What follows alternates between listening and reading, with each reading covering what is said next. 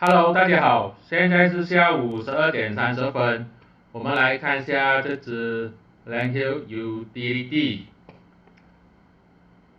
它正在要去挑战这个 POC 啊，也就是0.55，0.55呢也是这个筹码峰的阻力线，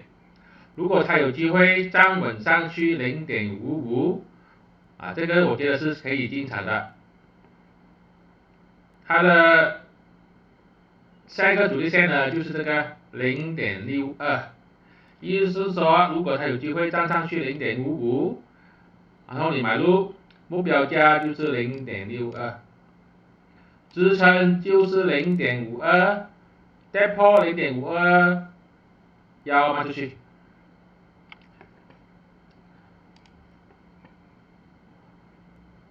我现在有一个 WhatsApp 小组是专门讲这个美国 option 的，如果你也是有兴趣交易美国 option 期权小刀锯大树，这样呢你就去留言区那边点击这个链接就可以了，谢谢大家。